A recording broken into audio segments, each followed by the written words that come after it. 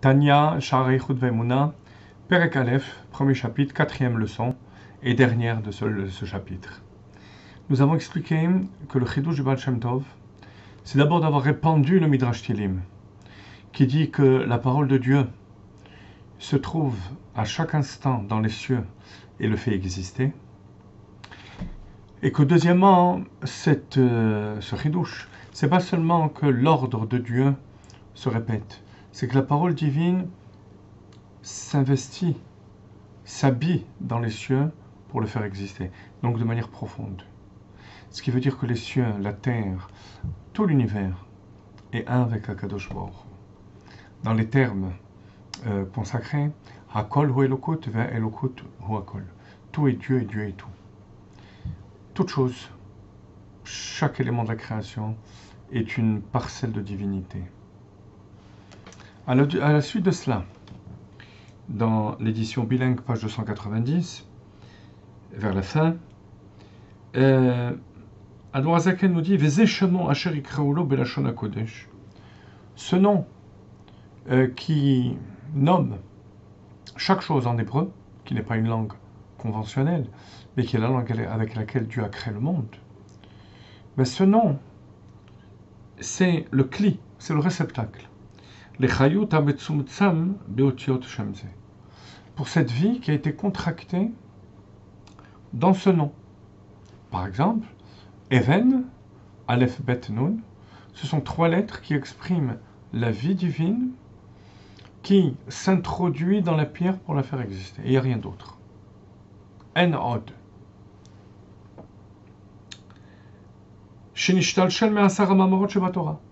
Et ce nom provient des 10 paroles avec lesquelles Dieu a créé le monde.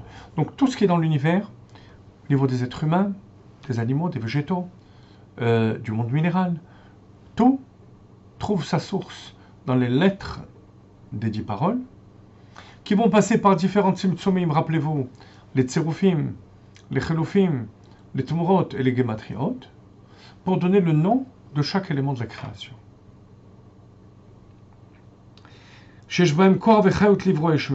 ont, eux, ces 10 paroles, la force, la vitalité nécessaire pour créer, à partir du néant, ou la hachayoto et l'animer, pas seulement le créer, mais l'animer, entendez par là en profondeur, le olam, à tout jamais, de oraita avec kucha brechor kulachad. Et pourquoi?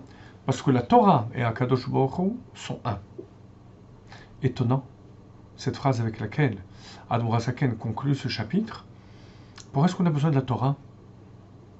Les 10 paroles elles-mêmes sont créatrices et sont à l'origine de la création.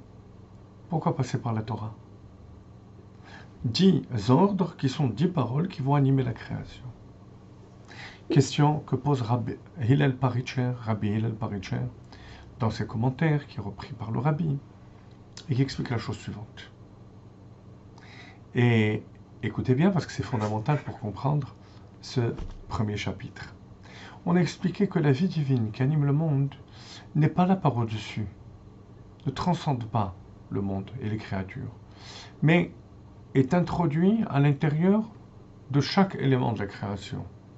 Ce qui veut dire que cette vie divine, les paroles avec lesquelles Dieu a créé le monde, sont contractées, sont metsumtsam selon le réceptacle de la création. Or, la création ne peut venir que de Dieu lui-même, de l'essence de Dieu.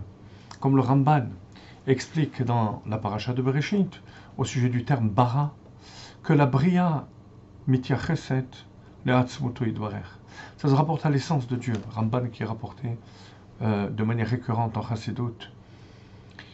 Alors, d'une part, on nous dit que c'est la parole, où la vie est extrêmement résiduelle. D'autre part, c'est l'essence de Dieu. Réponse, c'est la parole, mais qui est dans la Torah. Et la Torah est une avec Akadosh Baruch Hu. Donc, étant donné que dans la Torah, il y a Dieu lui-même, on va pouvoir avoir dans les 10 paroles l'essence divine qui va passer par ces paroles. Comment? Ça, c'est une autre paire de manches. Comment l'infini de Dieu passe par les paroles qui sont limitées et qui sont metsumsam et contractées, Ça nécessite une autre explication. Dieu peut tout faire, et Kol Yachol. Mais en tous les cas, c'est le système par lequel il faut passer pour pouvoir comprendre, n'oubliez pas, Chochma bin Avadat, Chassidut Chabad, comprendre comment, de l'essence de Dieu, la vie va passer par les 10 paroles, donc se contracter, et venir en mesure, en rapport avec le monde pour l'animer. Voilà la teneur de ce chapitre Aleph.